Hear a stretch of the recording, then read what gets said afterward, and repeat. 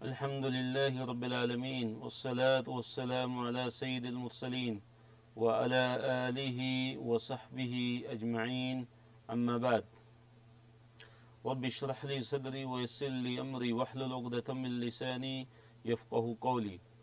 Level 1 ہے اور اس کا آج انشاءاللہ ہم سبق نمبر 4 پڑھیں گے، پارہ نمبر 1 ہے، اور آج کے سبق میں ہم انشاءاللہ صفحہ نمبر 16 سے صفحہ نمبر 20 تک پڑھیں گے، اور سورہ بقرہ کی آیت نمبر 106 سے لے کے انشاءاللہ آیت نمبر 141 تک انشاءاللہ پڑھیں گے۔ بارک اللہ فیکم۔ یہ ہمارا صفحہ نمبر 16 ہے، یہ پہلا صفحہ ہے ہمارے آج کے درس کا، اور اس میں اس صفحے کو 4 حصوں میں تقسیم کیا گیا ہے، اور پہلے حصے میں ناسخ اور منسوخ کا بیان ہے، اللہ تعالیٰ کی صفات کا بیان ہے، اور اس کے بعد مومنین کو بے جا سوالات نہ کرنے کی تلقین کی گئی ہے، اور اس طرح یہ فرمایا گیا ہے کہ ایمان کو کفر سے بدلنے والے، ایمان کے بدلے میں کفر کو اختیار کرنے والے لوگ گمراہ ہیں۔ اور اسی طرح اہل کتاب کے حسد کا بیان ہے کہ اہل کتاب اہل ایمان سے حسد کرتے ہیں، اور مومنین کو معاف اور درگزر کرنے کی تلقین کی گئی ہے، اور نماز و زکوٰۃ و عمل صالح کی تلقین کی گئی ہے۔ اور اسی طرح اس صفحے کا جو چوتھا حصہ ہے اس میں یہ بیان کیا گیا ہے کہ جنت سے یہود و نصارہ کے لیے یہ اہل کتاب کا دعویٰ تھا، وہ یہ دعویٰ کرتے تھے، اور وہ کہتے تھے، یہودی کہتے تھے کہ یہودی ہی جنت میں جائیں گے، اور عیسائی کہتے تھے عیسائی ہی جنت کے اندر جائیں گے۔ تو اللہ تعالیٰ نے ان سے کہا کہ بھئی اگر تم یہ دعویٰ کرتے ہو تو تم دلیل لے کے آؤ، اور اس طرح یہ بیان فرمایا کہ جو خالص اطاعت کرنے والے ہیں اللہ اور اس کے رسول صلی اللہ علیہ وسلم کی، ان کے لیے نہ ہی کوئی خوف ہوگا اور نہ ہی ان کو کوئی غم لاحق ہوگا۔ آج کی جو پہلی آیت ہے اس کو ہم پڑھتے ہیں۔ تو اللہ تعالیٰ نے فرمایا اعوذ باللہ من الشیطان الرجیم ما ننسخ من آیت او ننسیها نأتی بخیر منها الم تعلم ان اللہ علی کل شیء قدیر۔ ما ننسخ من آیت، کوئی بھی آیت جو ہم منسوخ کر دیتے ہیں، جو بھی آیت ہم منسوخ کرتے ہیں، او ننسیها یا ہم اس کو بلا دیتے ہیں، تو کیا ہے نأتی بخیر منہا، تو ہم لے آتے ہیں اس سے زیادہ بہتر آیت، او مثلیہا یا اس جیسی، علم تعلم کہ آپ نے نہیں جانا اے نبی صلی اللہ علیہ وسلم، ان اللہ کہ بے شک اللہ تعالیٰ علی کل شیء قدیر، اللہ تعالیٰ ہر چیز پہ قادر ہے۔ تو اس آیت کے اندر ناسخ اور منسوخ کا بیان ہے، نسخ کا بیان ہے۔ نسخ کیا ہوتا ہے کہ بعد میں آنے والا حکم اللہ اور اس کے رسول صلی اللہ علیہ وسلم کی طرف سے ایک حکم بعد میں آئے جو حکم پہلے حکم کو منسوخ کر دے، جو پہلے حکم کو کیا کر دے، منسوخ کر دے۔ مثال کے طور پہ تحویل قبلہ ہے، قبلہ کی تبدیلی ہے، کہ پہلے مسلمان 16 یا 17 مہینے بیت المقدس کی طرف منہ کر کے صحابہ کرام نمازیں پڑھتے رہے، تو پھر اللہ تعالیٰ کا حکم آ گیا کہ اب جو منہ کرنا ہے وہ نماز کے اندر وہ خانہ کعبہ کی طرف کرنا ہے، قبلے کی طرف کرنا ہے، جو خانہ کعبہ ہے، کعبہ کی طرف، اللہ تعالیٰ کے گھر کی طرف منہ کر کے نماز پڑھنی ہے۔ تو یہ بعد میں حکم آیا، تو پہلا جو حکم تھا وہ کیا ہو گیا، منسوخ ہو گیا۔ تو اس کو نسخ کہتے ہیں کہ اللہ تعالیٰ کا حکم آ جائے، یہ نبی صلی اللہ علیہ وسلم کا ایسا حکم آ جائے کہ جو پہلا جو کوئی حکم تھا اس کی چونکہ مدت مکمل ہو گئی، تو حکمت اسی میں ہے اللہ تعالیٰ کی طرف سے کہ اس کو منسوخ کر دیا جائے، اور اس کی جگہ نیا حکم اللہ تعالیٰ کی طرف سے آ جاتا ہے، یہ نبی صلی اللہ علیہ وسلم کی طرف سے آ جاتا ہے۔ تو اس آیت کے اندر یہودیوں کا رد کیا گیا ہے، ان پہ رد کیا گیا ہے، ان کی تردید ہے کہ یہودی یہ ناسخ منسوخ کا انکار کرتے تھے۔ وہ کہتے تھے یہ کیسے ہو سکتا ہے کہ پہلا حکم بھی اللہ کا ہے اور دوسرا حکم بھی اللہ تعالیٰ کا ہے، تو دوسرا حکم کیوں آ گیا، پہلا حکم منسوخ کیوں ہو گیا؟ تو اللہ تعالیٰ نے اس کا جواب دیا کہ اللہ تعالیٰ تو ہر چیز پہ قادر ہے۔ اگر اللہ تعالیٰ اپنا پہلا حکم منسوخ نہ کر سکتا ہوتا تو اس کا مطلب ہے کہ اللہ تعالیٰ نعوذ باللہ کیا ہوا، عاجز ٹھہرا، حالانکہ اللہ تعالیٰ تو ہر چیز پہ قادر ہے، اللہ تعالیٰ ہر کام کر سکتا ہے۔ اور اسی طرح وہ بادشاہی کا بادشاہ ہوا کہ جو اپنا پہلا حکم منسوخ کر کے دوسرا حکم نافذ نہ کر سکے. تو اللہ تو تمام بادشاہوں کا بادشاہ ہے، اللہ تعالیٰ تو ہر چیز پہ قادر ہے.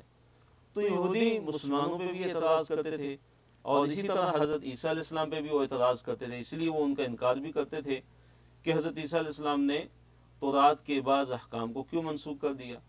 تو اگلی آیت میں اللہ تعالیٰ نے جواب دیا، دوسرا جواب کہ الم تعلم، کہ اے نبی صلی اللہ علیہ وسلم آپ نے کیا نہیں جانا، ان اللہ کے بے شک اللہ تعالیٰ لہو ملک السماوات والارض، وہی اسی کے لیے ہے آسمانوں کی بادشاہت اور زمین کی بادشاہت. آسمانوں و زمین کی بادشاہت کس کے لیے ہے؟ صرف اور صرف اللہ تعالیٰ کے لیے ہے. وما لکم من دون اللہ، اور نہیں ہے تمہارے لیے اللہ تعالیٰ کے سوا من ولی، کوئی بھی دوست، ولا نصیر، اور کوئی بھی مدد کرنے والا. اللہ تعالیٰ کے علاوہ تمہارا کوئی مدد کرنے والا نہیں ہے، اللہ تعالیٰ کے علاوہ تمہارا کوئی دوست بھی نہیں ہے. تو ناسخ اور منسوخ اور نسخ یہ ٹھیک ہے، اور یہ قرآن اور حدیث سے ثابت ہے کہ بعض احکام ایسے ہوتے ہیں کہ جو منسوخ ہو جاتے ہیں. اس کی بڑی مثال کیا ہے؟ قبلہ کی تبدیلی ہے کہ بیت المقدس کی طرف 16-17 مہینے صحابہ کرام نے منہ کر کے نماز پڑھی، تو اللہ تعالیٰ کا یہ حکم منسوخ ہو گیا، اور اس کے بعد اللہ تعالیٰ نے نیا حکم نازل کیا کہ قبلہ کہ نماز کے اندر جو رخ کرنا ہے وہ قبلے کی طرف کرنا نہیں، کعبۃ اللہ کی طرف کرنا ہے. اللہ تعالیٰ کے گھر کعبہ اللہ کی طرف منہ کر کے نماز پڑھنی ہے. تو اسی طرح اور بھی کئی احکام ہیں کہ جو قرآن کی کسی آیت سے قرآن کی دوسری آیت منسوخ ہو جاتی ہے، اور بعض دفعہ جو ہے قرآن کی آیت سے سنت کے اندر کوئی حکم ہے، وہ سنت کے اندر وہ حکم منسوخ ہو جاتا ہے. تو یہ برحق ہے، ناسخ کسی حکم کا منسوخ ہو جانا یہ شریعت کے اندر برحق ہے. اگلی آیت ہے آیت نمبر 108. تو اس میں بیجوا سوالات کرنے سے منع کیا گیا ہے. اللہ تعالیٰ نے فرمایا ام تریدون، کیا تم چاہتے ہو یا تم چاہتے ہو، ان تسألو، کہ تم سوال کرو، رسولکم، اپنے رسول سے، یعنی اپنے رسول، کیا تم یہ چاہتے ہو کہ تم اپنے رسول سے ایسے سوال کرو، کما سئل، جیسے سوال کیے گئے موسیٰ علیہ السلام، من قبل، اس سے پہلے، کہ جیسے موسیٰ علیہ السلام سے بھی سوال کیے گئے. موسیٰ علیہ السلام سے کیا سوال کیے گئے؟ ان سے کیا سوال کیا گیا تھا؟ ان سے یہ کہا گیا تھا کہ ہمیں اللہ تعالیٰ کو کھلم کھلا دکھاؤ.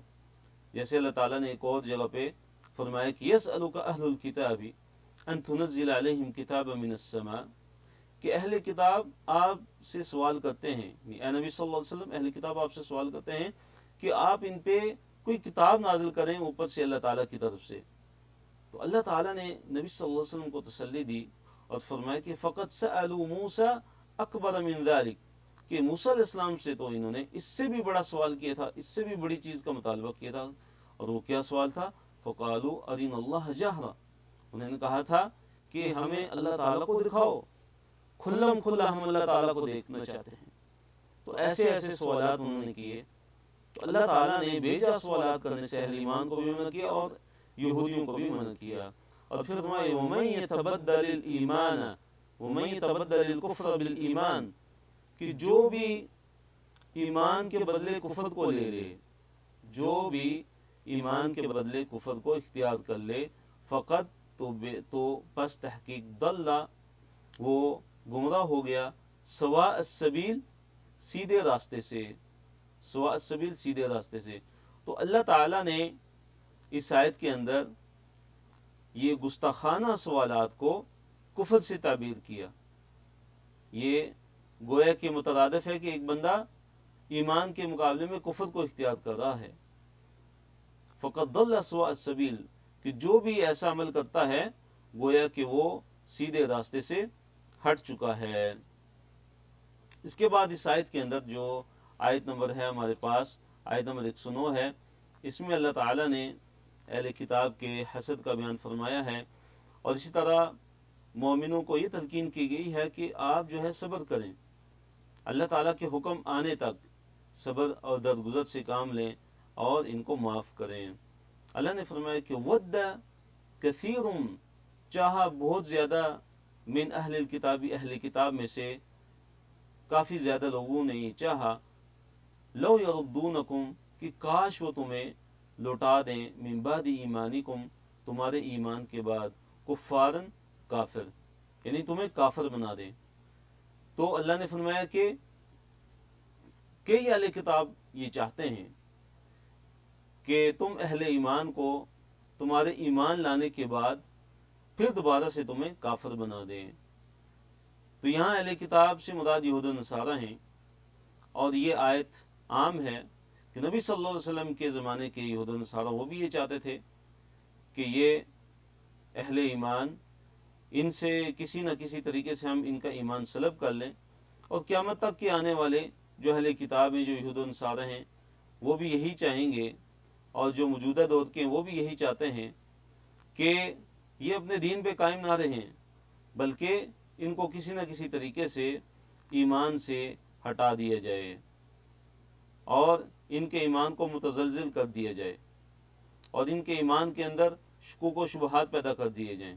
اور اس کی وجہ کیا ہے؟ اللہ نے فرمایا کہ حسدا من عند انفسہم، ان کے حسد کی وجہ سے وہ حسد کر کے ایسا چاہتے ہیں۔ من بعد ما تبین لهم الحق، اس کے بعد کہ حق ان کے لیے کیا ہو چکا ہے؟ بالکل واضح ہو چکا ہے۔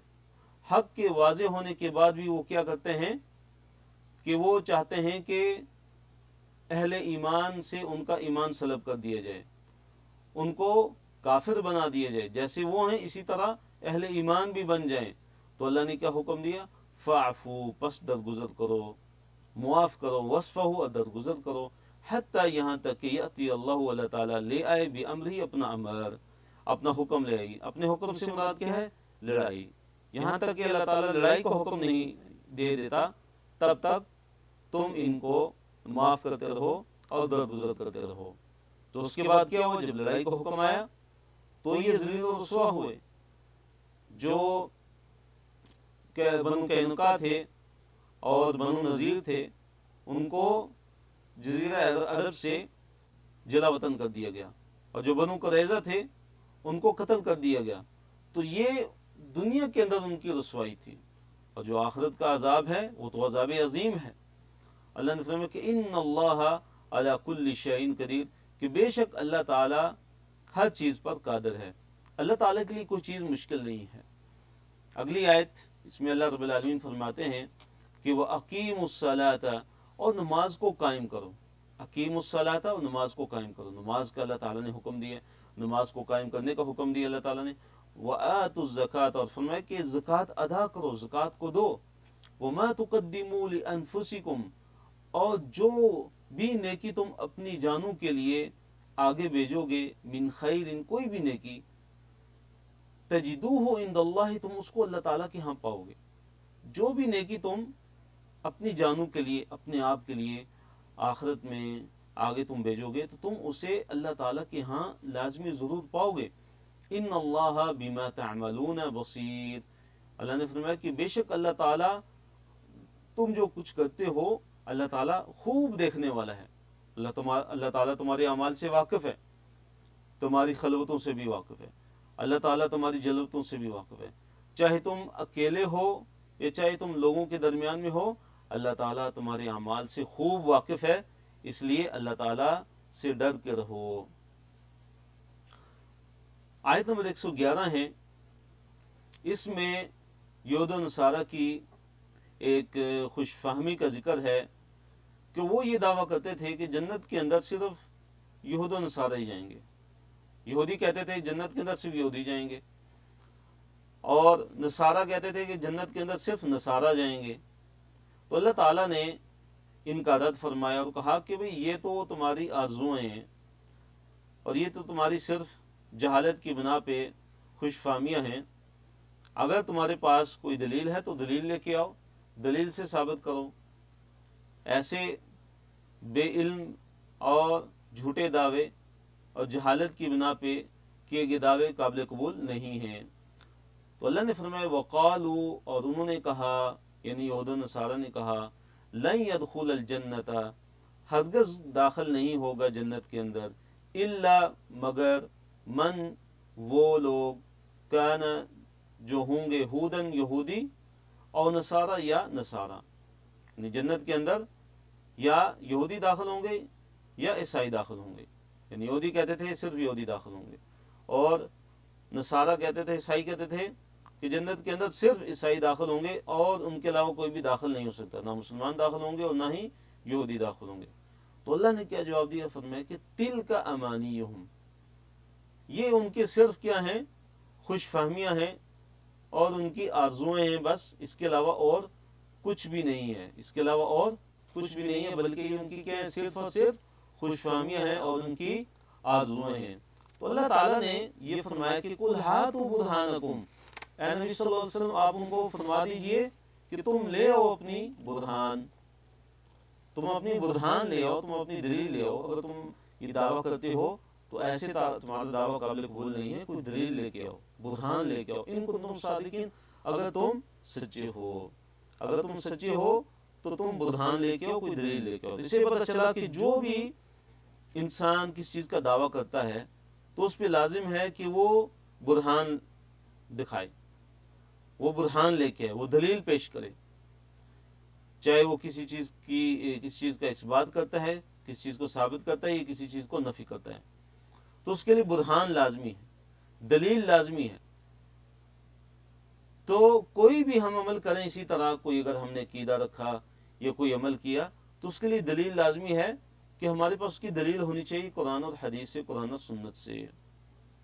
इसी तरह कोई भी इंसान किसी चीज़ का दावा करता है, किसी चीज़ के इस्बात कर, किसी चीज़ के नफ़ी का, तो उस पर लाजिम है कि वो दलील पेश करे, दलील के बगैर उसकी बात को नहीं माना जाएगा, नहीं सुना जाएगा। तो अल्लाह ताला ने भी यहाँ यहूद और नसारा को ये फरमाया है कि अगर ए यहूदियों, अगर तुम्हारा ये दावा है कि सिर्फ यहूदी ही जन्नत के अंदर जाएंगे, तो तुम अपनी कोई दलील लेके आओ, बुरहान और बुरहान पेश करो। तो अगली आयत में अल्लाह ताला ने फरमाया, आयत नंबर 112 में, कि भला क्यों नहीं, भला क्यों नहीं, मन असलम के जो ताबे हो गया, ये जिसने ताबे कर दिया, वजह हो अपना चेहरा, लिल्लाही अल्लाह ताला के लिए, क्यों नहीं बल्कि जिसने अपने चेहरे को अल्लाह ताला के ताबे कर दिया, वो मुहसिनुन, और वो नेकी करने वाला भी है, और वो क्या है, नेकी करने वाला है। यानी इसमें दो चीज़ें हैं। पहली चीज़ तो ये है कि जो भी अमल करता है वो खालिस अल्लाह ताला के लिए करता है, और इसमें इखलास का जिक्र है कि बला मन अस्लम वजहु लिल्लाह, कि जिसने अपने चेहरे को अल्लाह ताला के ताबे फरमाबरदार कर दिया। और दूसरी जो चीज़ है वो क्या है कि वो मुहसिन, और वो नेक भी हो, और उसका अमल क्या हो, नेक भी हो, उसका अमल नेक हो। और इससे मुराद क्या है कि अमल हसन कौन सा होगा, कि जो कुरान और हदीस के मुताबिक होगा। अगर एक ऐसा इंसान है कि जिसका अमल कुरान और हदीस के मुताबिक नहीं है, तो हम उसके अमल को अमल हसन नहीं कहेंगे। तो इससे बिदत का रद है। और ये जो फरमाया कि बला मन अस्लम वजहु लिल्लाह, इसमें रियाकारी और मुनाफिकत का रद है कि इखलास होना चाहिए। और दूसरी शर्त अमल की क्या है कि वो अमल कुरान और हदीस के मुताबिक होना चाहिए, तभी वो अमल कबूल होगा। तो अल्लाह ने फरमाया कि अगर कोई ऐसा करता है तो फलहु अजरुहु, तो उसके लिए उसका अजर है, इंदा रब्बिही, उसके रब के पास। अल्लाह रब्बुल आलमीन उसको उसका अजर अता फरमाएंगे। वला खौफुन अलैहिम, और ना ही खौफ होगा उन पे, वला हुम यहज़नून, और ना ही ऐसे लोग क्या होंगे, गमगीन होंगे। ना ही उन पे खौफ होगा और ना ही वो गमगीन होंगे। इसके बाद सफ़ा नंबर 17 है, यहूद और नसारा की बहस आपस में, यहूद और नसारा का आपस में इख्तिलाफ था। और वो क्या था कि यहूदी कहते थे कि ईसाइयों का जो दीन है, नसारा का दीन, वो बिल्कुल गलत है, और नसारा कहते थे कि यहूदियों का दीन बिल्कुल सिरे से गलत है, वो किसी दीन पे नहीं है। दोनों एक दूसरे का इनकार करते थे, दोनों एक दूसरे को गुमराह कहते थे, और दोनों एक दूसरे के दीन के सही होने के मुनकर थे। तो अल्लाह ने फरमाया कि वक़ालतिल यहूद, और यहूद ने कहा, लैसत नसारा अला शैइन, कि नसारा किसी भी चीज़ पर नहीं है, यानी दीन हक में से किसी चीज़ पर नहीं है, यानी उनका दीन दीन हक नहीं है, उनका दीन सही नहीं है।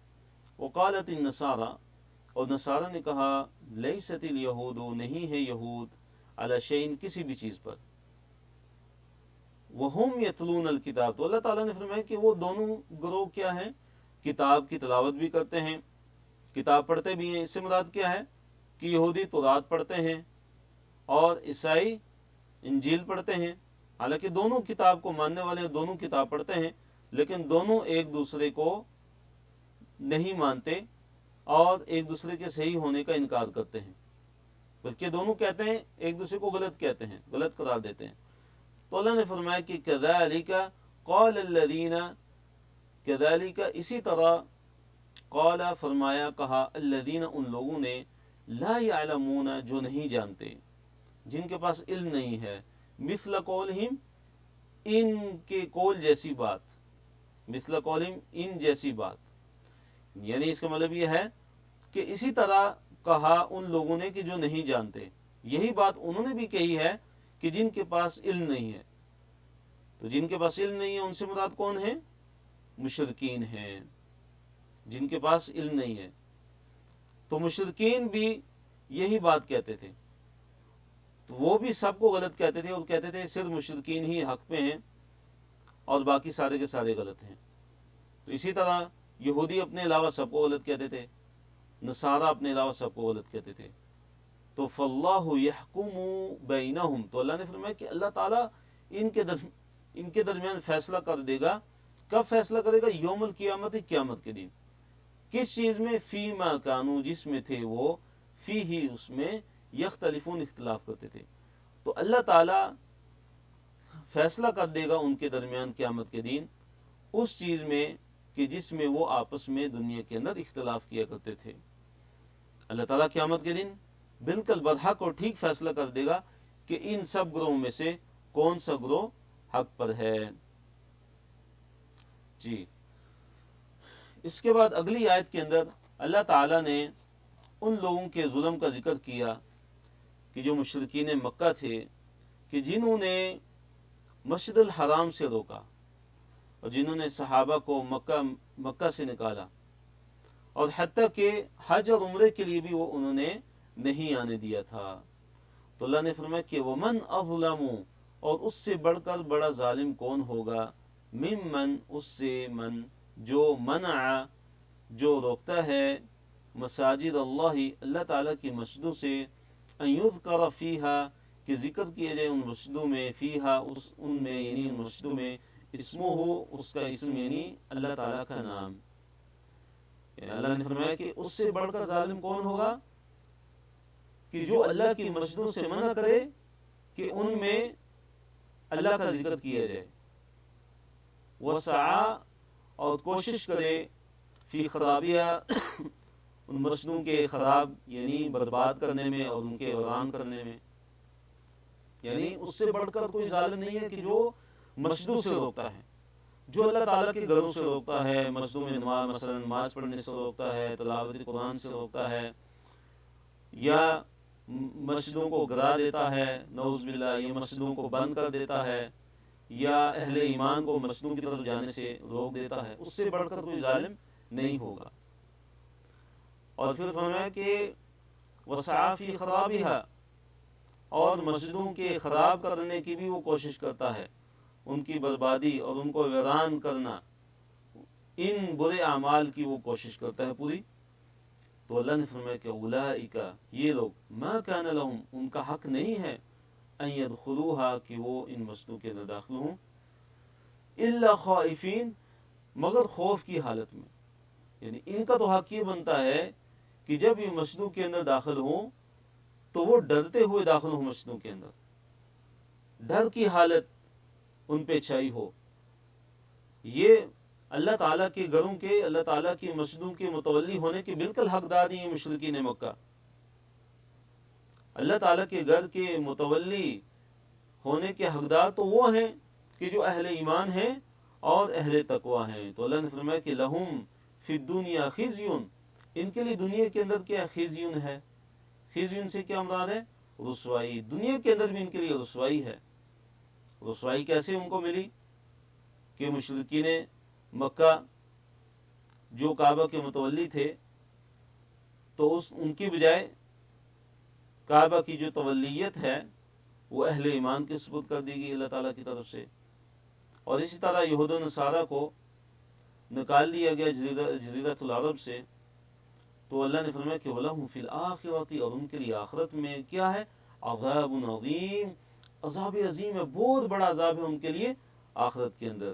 یہ تو دنیا کے اندر ان کے لیے رسوائی ہے کہ جو لوگ اللہ تعالیٰ کے گھروں کو ویران کرنے کی سعی میں رہتے ہیں، کوشش میں رہتے ہیں، مثلا اللہ کے گھروں کو گرا دیتے ہیں، اللہ تعالیٰ کے گھروں کو بند کر دیتے ہیں، یا اہل ایمان کو اللہ تعالیٰ کے گھروں میں یعنی مسجدوں میں جانے سے روک دیتے ہیں، تو اللہ نے ان کو ڈرایا ہے، اللہ تعالیٰ نے ان کو دھمکی دی ہے کہ ایسے لوگوں کو چاہیے کہ جب وہ ان مساجد کے اندر داخل ہوں تو وہ ڈرتے ہوئے داخل ہوں، خوف کی حالت میں داخل ہوں کہ ان پہ اللہ تعالیٰ کی طرف سے عقوبت نہ نازل ہو جائے، اللہ تعالیٰ کی طرف سے ان پہ عذاب نہ نازل ہو جائے۔ اس کے بعد اگلی آیت نمبر 115 ہے، اس میں اللہ رب العالمین نے فرمایا کہ دیکھیے جو مشرق اور مغرب ہے نا، اس کا خلاصہ کیا آیت کا کہ مشرق اور مغرب اللہ تعالیٰ کے لیے، مشرق اور مغرب اللہ ہی کی ملکیت ہے، بلکہ ساری کی ساری زمین اور سارے کے سارے جو آسمان ہیں وہ کس کی ملکیت میں ہیں؟ اللہ رب العالمین کی ملکیت میں ہیں۔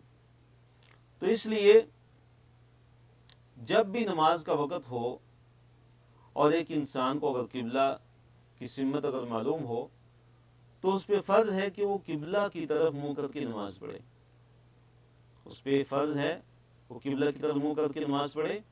اگر اس کو قبلہ کی سمت ڈائریکشن اگر اس کو معلوم نہیں ہے، اس کے علم میں نہیں ہے، تو وہ وسائل کا استعمال کرے، مثلا کسی سے پوچھ لے کہ قبلہ کی سمت کیا ہے، یا جیسے موجودہ دور کے اندر موبائل ہیں ان سے پتہ چل سکتا ہے تو ان کے ذریعے معلوم کر لے کہ قبلہ کی سمت کیا ہے۔ لیکن اگر اس کو پھر بھی قبلہ کی سمت معلوم نہیں ہوتی تو کسی بھی طرف منہ کر کے جہاں جس طرف اس کو لگے کہ اسی طرف قبلے کی ڈائریکشن ہوگی، سمت ہوگی، تو اس کی طرف منہ کر کے نماز پڑھ لے تو اس کی نماز انشاءاللہ ٹھیک ہو جائے گی۔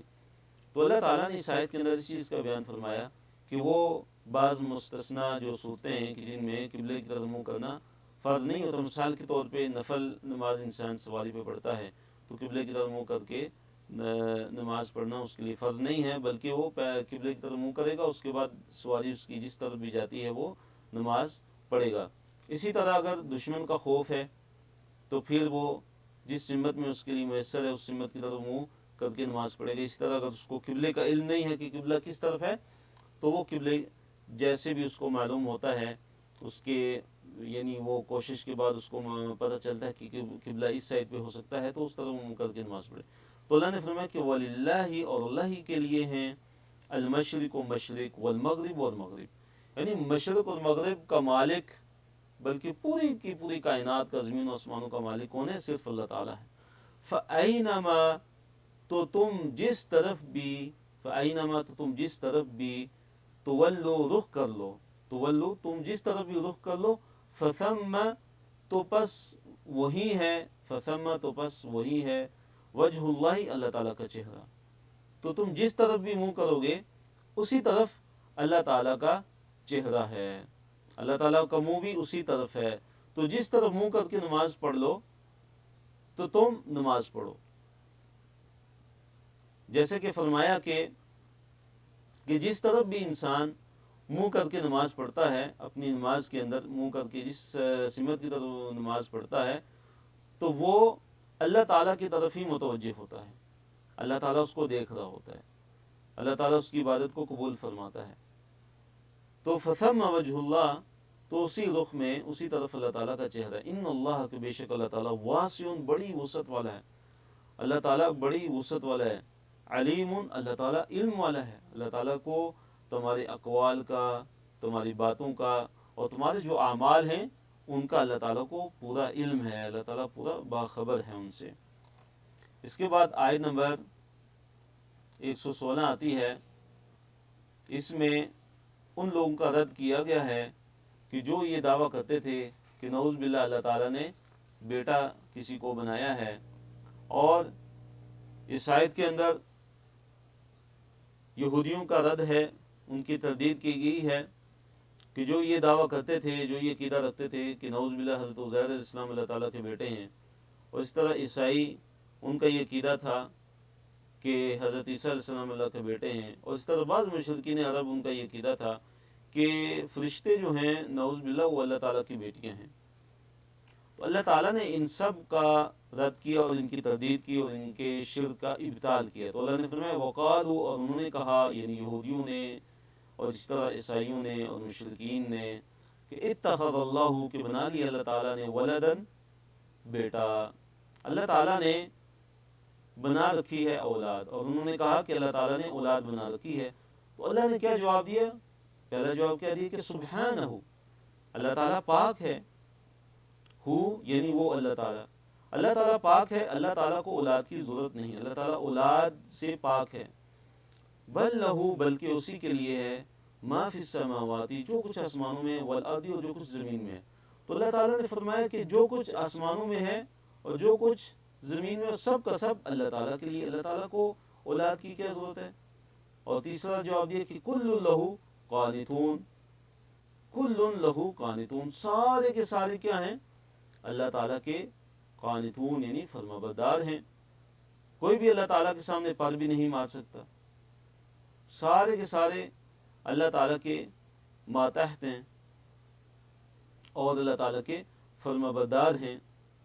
تو جیسے بیٹا سرکشی بھی کر سکتا ہے، جبکہ سارے کے سارے آسمانوں والے اور زمینوں والے اللہ تعالیٰ کے فرما بردار ہیں۔ اور آیت نمبر 117 میں کیا جواب دیا اللہ تعالیٰ نے اس چیز کا؟ فرمایا کہ بدیع السماوات والارض، کہ اللہ تعالیٰ آسمانوں اور زمین کا موجد ہے، بدیع ہے۔ بدیع اس کو کہتے ہیں کہ جو بغیر کسی مثال سابق کی کوئی چیز بنائے، بغیر کسی نمونے کی کوئی چیز بنا لے۔ تو اللہ تعالیٰ بدیع ہے، کس چیز کا؟ آسمانوں کا اور زمین کا پیدا کرنے والا ہے، موجد ہے ان کا، بغیر کسی مثال سابق کے اللہ تعالیٰ نے ہر چیز کو پیدا کیا۔ تو ایسی ذات کہ جو موجد ہے، جو بغیر کسی سابقہ مثال کے ہر چیز کو پیدا کرنے والا ہے، تو اس اللہ تعالیٰ کے لیے اولاد کا عقیدہ رکھنا اور اولاد کو ثابت کرنا کتنا بڑا ظلم ہے۔ اور اللہ تعالیٰ کو اولاد کی ضرورت ہی نہیں ہے۔ اللہ نے فرمایا وَإِذَا قَضَىٰ، اور جب اللہ تعالیٰ فیصلہ کرتا ہے، امراً، کسی بھی معاملے کا، کسی بھی چیز کا، فَإِنَّمَا، تو بس صرف، یقول، وہ اللہ تعالیٰ کہہ دیتا ہے، لہو، اس کو، کن، ہو جا، فیکون، بس وہ چیز ہو جاتی ہے۔ تو اللہ تعالیٰ کی عظمتوں کی کیا کہنے، اللہ تعالیٰ کی قدرتوں کی کیا کہنے، کہ اللہ تعالیٰ اتنی عظیم ذات ہے، اتنی قدیر ذات ہے کہ جو ہر چیز پہ قادر ہے۔ تو اللہ تعالیٰ جب کسی چیز کا ارادہ کرتا ہے تو صرف کن کہتا ہے تو فیکون، وہ ہو جاتی ہے۔ تو ایسے اللہ رب العالمین جو اتنا عظیم ہے، اس کو اولاد کی کیا ضرورت ہے؟ تو اللہ تعالیٰ نے اس آیت میں ان مشرکین کا اور کفار کا رد فرمایا۔ اس کے بعد جو ہے اگلی آیت کے اندر اللہ تعالیٰ نے بے علم لوگوں کا ذکر کیا کہ جو بے علم ہیں، جن کے پاس علم نہیں ہے، اور اس سے مراد کون ہیں؟ یہود ہیں، نصارہ ہیں، اور اسی طرح مشرکین ہیں کہ جن کے پاس علم نہیں تھا۔ تو اللہ نے فرمایا وقال، اور کہا، الذین، ان لوگوں نے، لا یعلمون، جو نہیں جانتے، جن کے پاس علم نہیں ہے، لولا یکلمنا اللہ، کیوں نہیں اللہ تعالیٰ ہم سے کلام کرتا، او تأتینا، یا آتی ہمارے پاس، آیت، کوئی آیت۔ انہوں نے یہ کہا کہ اللہ تعالیٰ ہم سے کلام کیوں نہیں کرتا، یا ہمارے پاس کوئی آیت کیوں نہیں آتی، اللہ تعالیٰ کی طرف سے کوئی نشانی کیوں نہیں آ جاتی۔ تو اللہ تعالیٰ نے کیا جواب دیا؟ اللہ نے فرمایا کذالک، اسی طرح، قال الذین، کہا ان لوگوں نے، من قبلہم، جو ان سے پہلے تھے، جو ان سے پہلے تھے، انہوں نے بھی کیا کہا؟ مثل قولہم، ان کے قول جیسی بات، ان جیسی بات ان لوگوں نے بھی کہی تھی کہ جو ان سے پہلے تھے، ان سے جو پہلے جو لوگ تھے، جو یہود و نصارہ تھے، انہوں نے بھی یہی باتیں کہی تھیں۔ وہ بھی جو ان سے پہلے جو امتیں گزر چکی تھیں، جو تکذیب، جنہوں نے اپنے انبیاء کی تکذیب کی، رسولوں کی تکذیب کی، تو وہ بھی یہی کہتے تھے اپنے انبیاء کو کہ اللہ تعالیٰ ہمارے ساتھ بات کرے، اللہ ڈائریکٹ ہمیں حکم دے کہ یہ میرا نبی ہے، ڈائریکٹ ہمیں بتائے، ہم سے بات کر کے بتائے، اللہ تعالیٰ ہمارے سامنے آ جائے کہ یہ میرا نبی ہے، تم اس پر ایمان لے آؤ، یا اللہ تعالیٰ کوئی ایسا معجزہ ظاہر کر دے کہ جس سے ہم، اے نبی، تم پر ایمان لے آئیں۔ تو اللہ نے فرمایا کہ یہ باتیں، اس طرح کی باتیں تو پہلے لوگ بھی کرتے رہے ہیں۔ فرمایا کہ تشابہت قلوبہم، तशाबहत कुलूबुहुम, कि इनके जो दिल हैं वो एक दूसरे की क्या हो गए, बिल्कुल मुशाबत हो गए, इनके दिल एक जैसे हो गए। इन सब के दिल क्या हैं, एक जैसे हैं, यानी इनकी सोच और फिक्र एक जैसी है, सबकी एक ही जैसी सोच और फिक्र है। ये जितने भी कुफार हैं जो उस दौर के थे और जो आज के दौर के हैं, इन सब के सब की क्या है, सोच और फिक्र बिल्कुल एक जैसी है। अल्लाह ने फरमाया तशाबहत कुलूबुहुम, और फरमाया कद बय्यना, बेशक हमने, बय्यना हमने बयान कर दी, अल आयाती आयात और निशानियाँ, लिकौमिन उन लोगों के लिए, यूकिनून जो यकीन रखते हैं। तो कुरान से नबी सल्लल्लाहु अलैहि वसल्लम का जो सिद्क है, जो सच्चाई है, वो बिल्कुल वाज़ेह है। कुरान के अंदर अल्लाह ताला ने बिल्कुल वाज़ेह जो हैं दलाइल वो बयान कर दिए हैं कि जिससे नबी सल्लल्लाहु अलैहि वसल्लम की जो सच्चाई है वो बिल्कुल रोज़े रोशन की तरह बिल्कुल वाज़ेह हो जाती है। आयत नंबर 119, अल्लाह ने फरमाया कि इन्ना, बेशक हमने, अरसलना का, आप सल्लल्लाहु अलैहि वसल्लम को भेजा है, बिलहक की, हक के साथ, बशीरन बिशारत देने वाला, खुशखबरियाँ देने वाला, किन लोगों को, जो ईमान लाते हैं और नेक अमल करते हैं, उनके लिए नबी सल्लल्लाहु अलैहि वसल्लम बशीर हैं, उनको बिशारत देने वाले हैं। व नज़ीरा, और नबी सल्लल्लाहु अलैहि वसल्लम को अल्लाह ताला ने हक के साथ नज़ीरन यानी डराने वाला बनाकर भेजा, उन लोगों के लिए जो कुफर करते हैं, जो शिर्क करते हैं और जो अल्लाह ताला की नाफरमानी करते हैं, तो उनके लिए अल्लाह ताला ने नबी सल्लल्लाहु अलैहि वसल्लम को नज़ीर बना के भेजा। और फिर फरमाया कि वला तुसअलू, और ए नबी सल्लल्लाहु अलैहि वसल्लम आपसे सवाल नहीं होगा, अन अस्हाबिल जहीम, अस्हाबुल जहीम के बारे में। अस्हाबुल जहीम कौन है, जहन्नम वाले। अल्लाह ने फरमाया कि ए नबी सल्लल्लाहु अलैहि वसल्लम आग वालों के बारे में आपसे कोई सवाल होने वाला नहीं है, उनके अमाल के बारे में आपसे सवाल नहीं होगा, क्योंकि आप पे क्या है, वमा अलैना इल्लल बलागुल मुबीन, के वाज़े तौर पे पहुंचा देना, बलाग मुबीन है। आपकी जिम्मेदारी क्या है कि आप खुल्लम खुल्ला बिल्कुल वाज़े आप लोगों तक पहुंचा दें। अब जो ईमान लाता है तो वो अपने ही भला करेगा, और जो ईमान नहीं लाता वो अपने ही खसारा करेगा। आपके बारे में उन जहन्नम वालों के आपसे उन जहन्नम वालों के बारे में सवाल नहीं होगा कि उन्होंने ईमान क्यों नहीं लाया था, क्योंकि आपकी जो ड्यूटी और जिम्मेदारी है वो पहुंचा देना है। इसके बाद सफ़ा नंबर 18 है हमारा। इस आयत के अंदर अल्लाह ताला ने, आयत नंबर 120 है, ये जिक्र फरमाया कि जो यहूद नसारा हैं, ए नबी सल्लल्लाहु अलैहि वसल्लम आपसे कभी भी राज़ी नहीं होंगे यहाँ तक कि आप उनकी मिल्लत की इत्तबा न शुरू कर दें। यानी जब तक आप उनकी मिल्लत की पैरवी नहीं करेंगे, उनके दीन पर नहीं हो जाएंगे, यानी यहूदियत कबूल जब तक नहीं कर लेंगे। अगर आप यहूदियत कबूल कर लेते हैं तो वो आपसे राज़ी हो जाएंगे, खुश हो जाएंगे। अगर आप ईसाईयत कबूल कर लेते हैं, उनके दीन के अंदर दाखिल हो जाते हैं, तो फिर वो आपसे खुश हो जाएंगे, राज़ी हो जाएंगे। इसके बगैर वो आपसे खुश होने वाले नहीं हैं। फिर अल्लाह ने फरमाया कि जो असल जो हिदायत है वो किसकी हिदायत है, वो अल्लाह ताला की हिदायत ही है। और फिर फरमाया कि ए नबी सल्लल्लाहु अलैहि वसल्लम, अगर आप उस इल्म के आ जाने के बाद जो आपके पास आ चुका है वही की शक्ल में, अगर उसके आ जाने के बाद भी अगर आपने इनकी ख्वाहिशात की भी सिर्फ पैरवी की, दीन के अंदर दाखिल होना तो दूर की बात है, उनकी मिल्लत की इत्तबा, उनके दीन की पैरवी ये तो दूर की बात है, सिर्फ अगर उनकी किसी ख्वाहिश की भी अगर पैरवी कर दी तो आपके लिए ना ही अल्लाह ताला की तरफ से कोई दोस्त होगा और ना ही कोई मददगार होगा। ये खिताब तो नबी सल्लल्लाहु अलैहि वसल्लम के लिए है, लेकिन असल जो मकसूद है वो क्या है, क़यामत तक के आने वाले लोग हैं। अल्लाह ने फरमाया वलन तर्दा, और हरगज़ नहीं राज़ी होंगे, अनका आपसे, अल यहूद यहूद, वलन नसारा, और ना ही नसारा, हत्ता यहाँ तक के, तत्तबिया आप पैरवी कर लें, मिल्लत हम उनकी मिल्लत की। जब तक आप उनकी मिल्लत की पैरवी नहीं कर लेते, आप उनके दीन की पैरवी नहीं कर लेते, तो ए नबी सल्लल्लाहु अलैहि वसल्लम आपसे यहूद और नसारा दोनों कभी भी राज़ी होने वाले नहीं हैं। फिर फरमाया कुल, आप कह दीजिए, इन्ना हुदल्लाहि, बेशक अल्लाह ताला की हिदायत, हुवल हुदा, वही असल हिदायत है। असल जो हिदायत है वो अल्लाह ताला की हिदायत ही है।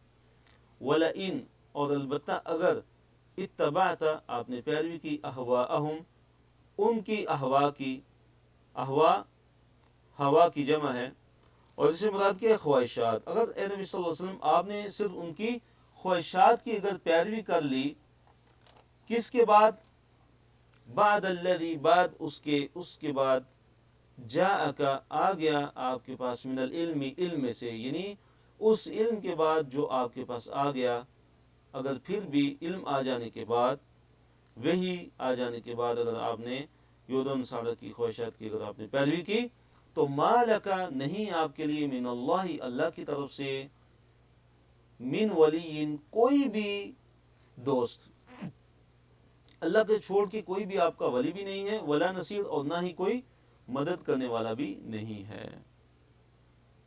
تو اس میں یہود و نصارہ کی خواہشات کی پیروی کرنے سے منع کیا گیا ہے، اور یہود و نصارہ کی پیروی سے منع کیا گیا ہے، ان کی خواہشات کی پیروی سے منع کیا گیا ہے کہ یہ کبھی بھی اے مسلمانوں، اے اہل ایمان، یہ کبھی بھی تم سے راضی ہونے والے نہیں، یہ کبھی بھی تم سے خوش نہیں ہوں گے۔ یہ اللہ تعالیٰ نے بتا دیا قرآن کے اندر، یہ یہود و نصارہ کبھی بھی تمہارے نہیں ہیں یہاں تک کہ تم ان کے دین کی پیروی نہ کرنا شروع ہو جاؤ۔ جب تم ان کے دین کی پیروی کرنا شروع ہو جاؤ گے تو پھر تم ان سے راضی ہو سکتے ہیں، اس کے علاوہ تم سے راضی خوش نہیں ہو سکتے۔ اس کے بعد اللہ تعالیٰ نے ان کچھ اہل کتاب کا ذکر فرمایا کہ جو ایمان لے آئے تھے، اور اللہ تعالیٰ نے ان کی تعریف کی کہ جو اللہ تعالیٰ کی کتاب کی تلاوت کرتے ہیں اس طرح تلاوت کرتے ہیں کہ جیسے اللہ تعالیٰ کی کتاب کی تلاوت کرنے کا حق ہوتا ہے۔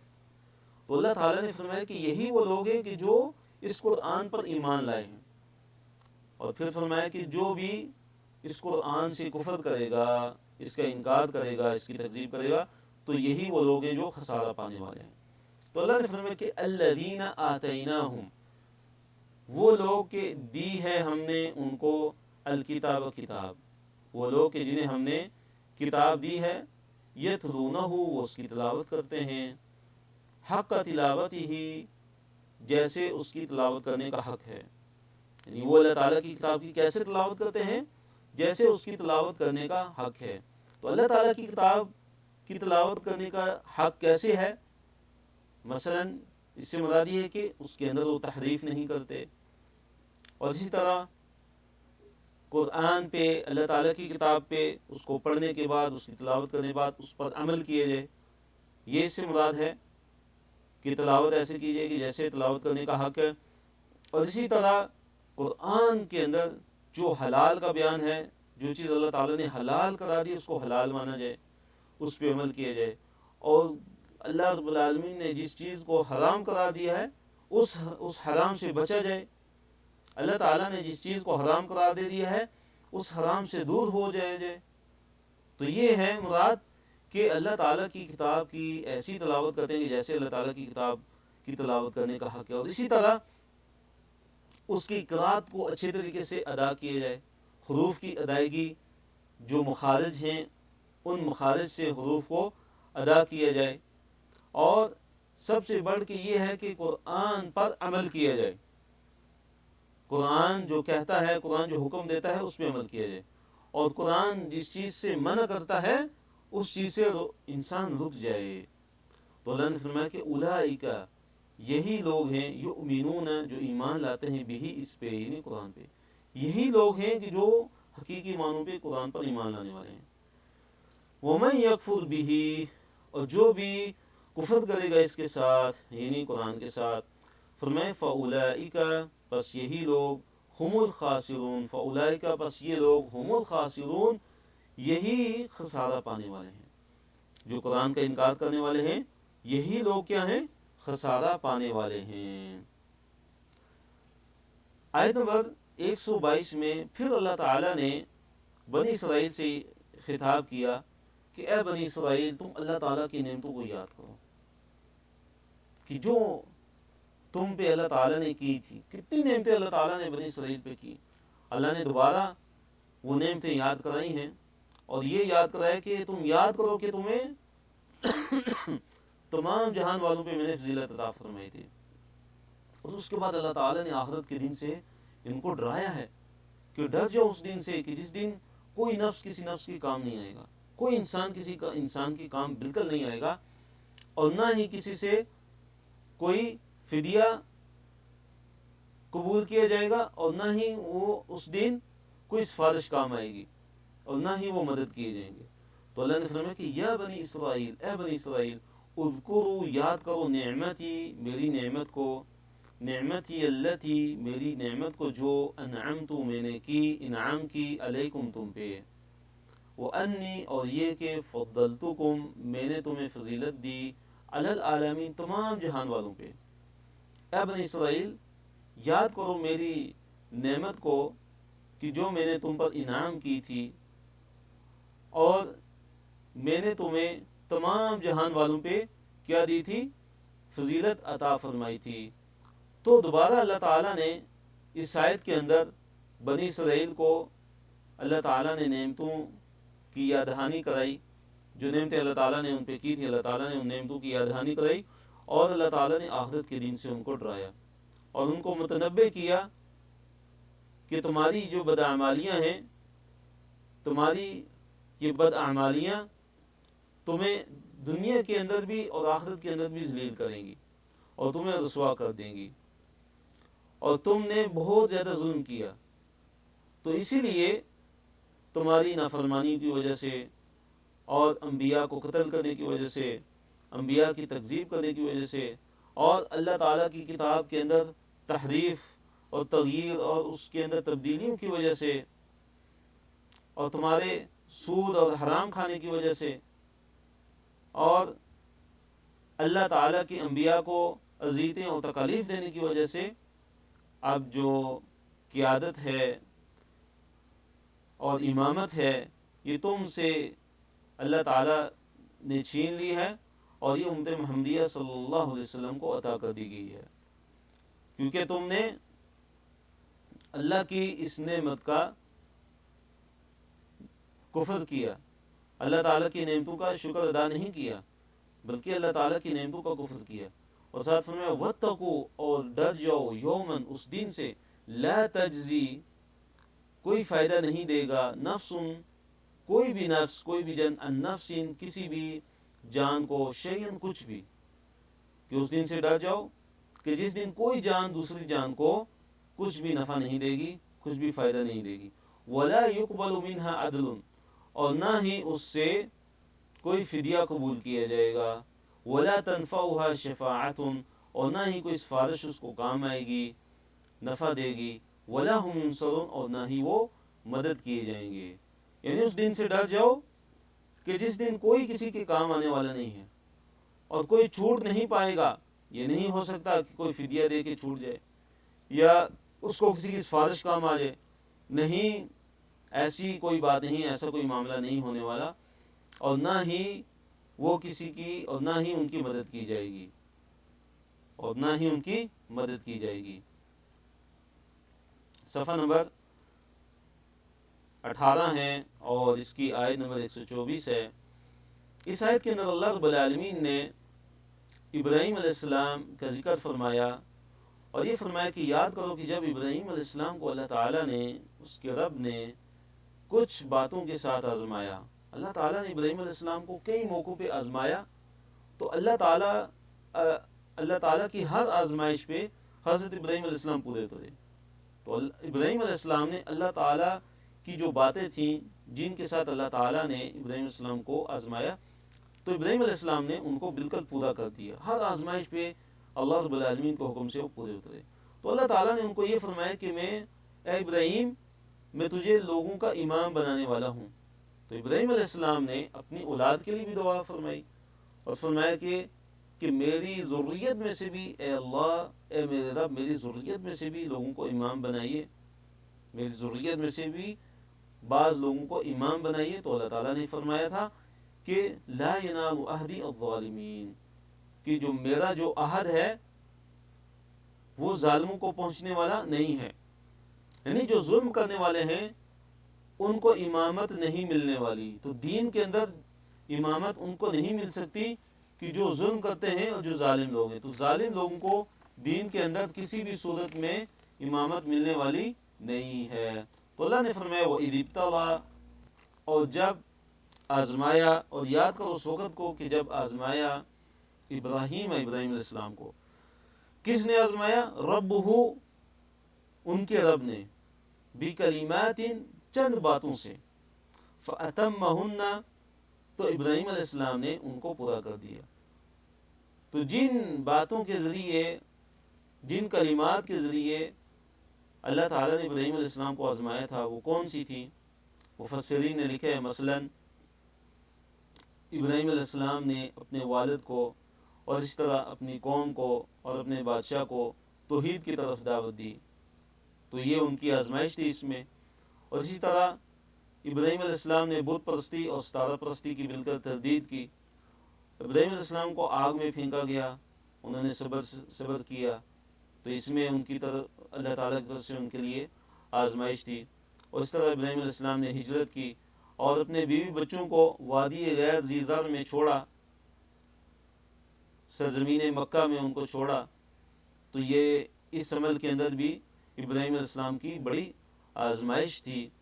اور اسی طرح اللہ تعالیٰ نے حضرت ابراہیم علیہ السلام کو بیت اللہ کی تعمیر اور بیت اللہ کی جو تطہیر ہے اس کا حکم دیا اور حج کے مناسک کا حکم دیا، تو اس میں بھی ابراہیم علیہ السلام کی کیا تھی؟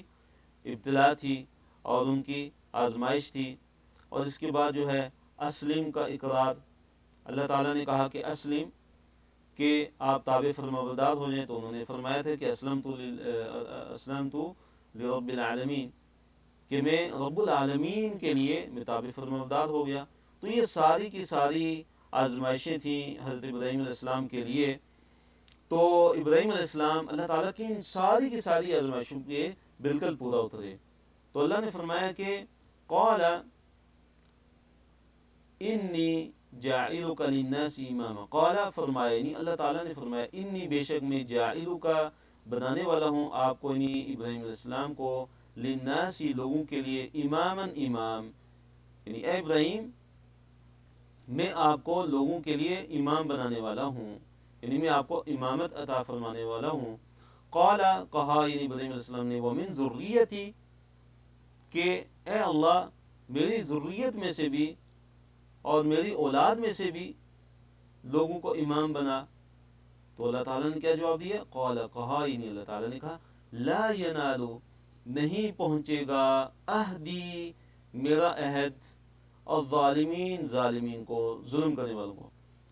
تو اللہ تعالیٰ نے کیا جواب دیا کہ ظلم کرنے والوں کو میرا یہ عہد نہیں پہنچے گا، یعنی جو ظالم ہیں ان کو یہ امامت کا عہدہ نہیں مل سکتا۔ دین کے اندر جو امامت ہے ان لوگوں کو بالکل نہیں ملے گی کہ جو ظلم کرتے ہیں، جو لوگوں پہ ظلم کرتے ہیں، اور جو اپنی جانوں پہ ظلم کرتے ہیں، اور جو اللہ تعالیٰ کے ساتھ ظلم کرتے ہیں، اللہ تعالیٰ کے ساتھ کفر کر کے اور اللہ تعالیٰ کے ساتھ شرک کر کے۔ اس کے بعد اللہ تعالیٰ نے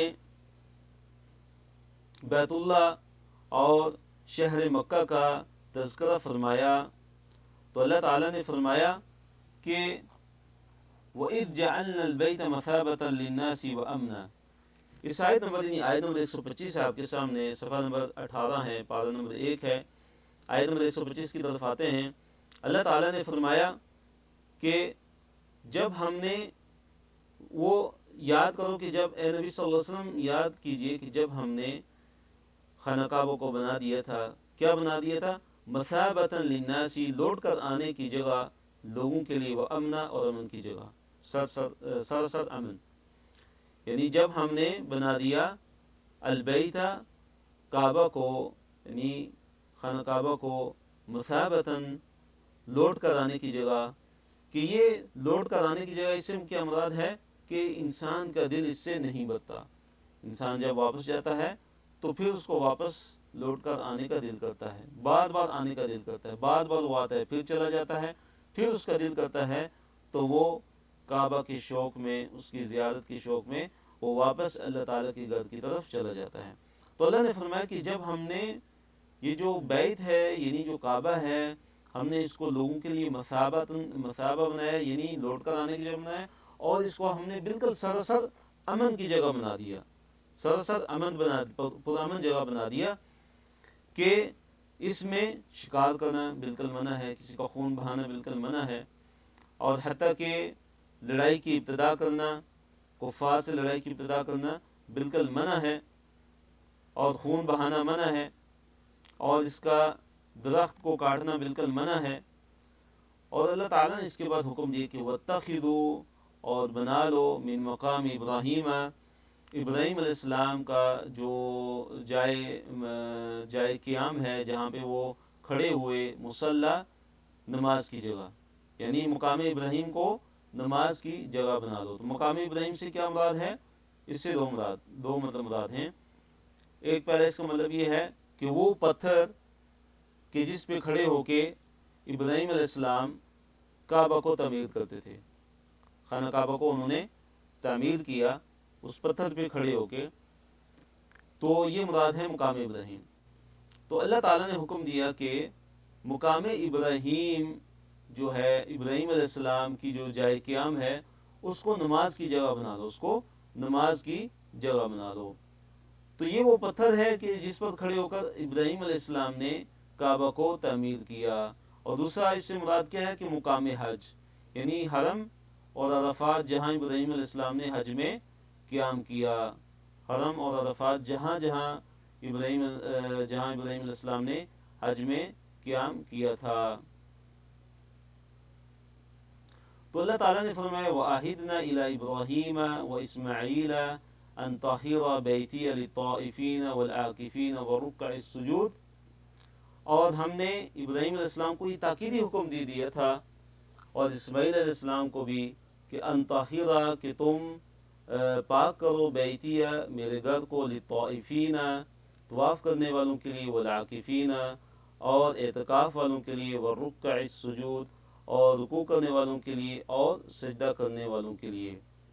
تو اللہ تعالیٰ نے یہ حکم دے دیا ابراہیم علیہ السلام کو اور اسماعیل علیہ السلام کو کہ وہ پاک رکھیں اللہ تعالیٰ کے گھر کو طواف کرنے والوں کے لیے، اور اعتکاف کرنے والوں کے لیے، اور رکوع کرنے والوں کے لیے، اور سجدہ کرنے والوں کے لیے۔ اس کے بعد آیت نمبر 126 ہے، اس میں اللہ تعالیٰ نے حکم دیا اور فرمایا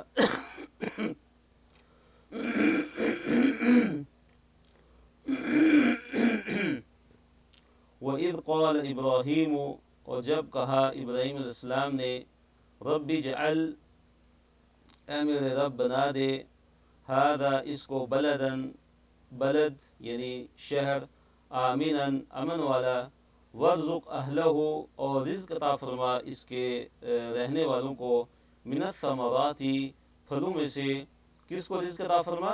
من آمن جو بھی ایمان لایا، منہم ان میں سے، باللہ اللہ تعالیٰ پر، والیوم الآخری اور آخرت کے دن پر۔ تو جب ابراہیم علیہ السلام نے اللہ تعالیٰ سے یہ دعا کی تھی کہ اے رب اس شہر مکہ کو ایک امن والا پرامن شہر بنا دے، اور اس کے جو رہنے والے ہیں، اس کے جو اہل ہیں رہنے والے ہیں، ان کو ثمرات میں سے یعنی پھلوں میں سے رزق عطا فرما، جو ایمان لایا ان میں سے اللہ تعالیٰ پر اور آخرت کے دن پر۔ تو اللہ تعالیٰ نے کیا فرمایا؟ قال اللہ نے فرمایا ومن کفر اور جو کوئی بھی کفر کرے گا، فأمتعه قلیلا تو میں اسے کیا کروں گا؟ اس کو تھوڑا سا فائدہ دوں گا، ثم اضطرہ پھر میں اس کو مجبور کر دوں گا، الی عذاب النار آگ کے عذاب کی طرف۔ یعنی جو بھی کفر کرے گا اللہ تعالیٰ اس کو دنیا کے اندر فائدہ دیں گے، اللہ تعالیٰ اس کو بھی رزق دیں گے، لیکن اس کا آخری جو ٹھکانہ ہے وہ جہنم ہی ہے۔ اللہ تعالیٰ اس کو جہنم کے عذاب کی طرف کیا کر دیں گے؟ بے بس کر دیں گے۔ پھر فرمایا اللہ تعالیٰ نے وَبِئْسَ الْمَصِيرُ کہ یہ جو جہنم ہے یہ لوٹنے کی جگہ ہے، اور یہ بڑی بری لوٹنے کی جگہ ہے، اس سے بری اور بدترین لوٹنے کی جگہ کوئی بھی نہیں ہے۔ تو ہمیں ہمیشہ اللہ تعالیٰ سے یہ دعا کرنی چاہیے کہ اللہ تعالیٰ ہمیں جہنم کے عذاب سے بچا لے، اور اللہ تعالیٰ ہمیں جہنم کے عذاب سے عافیت میں رکھے۔ اس کے بعد ہمارا صفحہ نمبر 19 ہے کہ بیت اللہ کی تعمیر اور دعائیں، کہ جب ابراہیم علیہ السلام اور اسماعیل علیہ السلام اسی طرح جب خانہ کعبہ کی تعمیر کر رہے تھے اور اس کی بنیادیں جو ہے وہ اٹھا رہے تھے، تو ساتھ ساتھ یہ دعا کر رہے تھے کہ اللہ ہم سے یہ عمل قبول فرما لے، کہ بے شک تو ہی سننے والا ہے اور تو ہی علم والا ہے۔ تو اللہ تعالیٰ نے فرمایا اذ یرفع اور جب اٹھا رہے تھے ابراہیم علیہ السلام القواعد بنیادوں کو من البیتی بیت میں سے یعنی گھر کی بنیادیں جو ہیں وہ اٹھا رہے تھے، یعنی کعبہ کی بنیادیں اٹھا رہے تھے، وہ اسماعیل اور حضرت اسماعیل علیہ السلام بھی۔ ربنا، اور وہ یہ دعا کر رہے تھے، ربنا اے ہمارے رب، تقبل قبول کر لے، منا ہم سے، یعنی اے اللہ ہم سے یہ عمل قبول فرما لے، انک بے شک تو، انت تو ہی، السمیع سننے والا ہے، العلیم جاننے والا ہے، اے اللہ تو ہی سننے والا ہے اور تو ہی علم والا ہے۔ اور ساتھ اس کے بعد اگلی دعا ان کی کیا تھی؟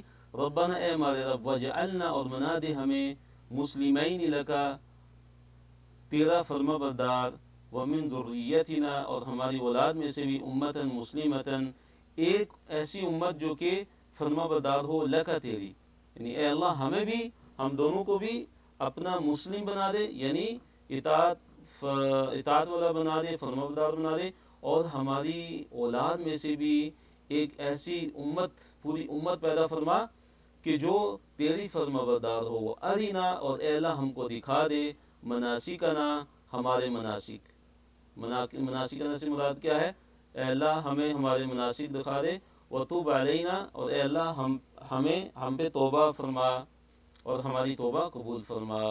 تو مناسک سے کیا مراد ہے؟ عبادت کے طریقے یا اعمال حج، یعنی ہمیں ہماری جو عبادت کے جو طریقے ہیں وہ ہمیں سکھا دے، ہمیں وہ دکھا دے، اور ساتھ یہ بھی فرمائے کہ اللہ ہمیں توبہ کی توفیق عطا فرما اور ہمیں ہماری توبہ کو قبول بھی فرما۔ انکا بے شک اے اللہ تو، انت تو ہی، التواب بہت زیادہ توبہ قبول کرنے والا ہے، الرحیم اور اے اللہ تو بڑا رحم کرنے والا ہے۔ اور اس کے بعد یہ دعا کی کہ ربنا اے ہمارے رب، وابعث اور بیج، فیہم ان میں، رسولا ایک رسول، منہم انہی میں سے، یعنی اے اللہ ان کے اندر انہی میں سے ایک رسول کو مبعوث فرما، یتلو علیہم جو تلاوت کرے ان پہ، آیاتی کا تیری آیتوں کو، ویعلمہم اور سکھائے ان کو، الکتاب کتاب، والحکمت اور حکمت۔ تو کتاب سے مراد قرآن ہے اور حکمت سے مراد یہاں پہ کیا ہے؟ حدیث ہے۔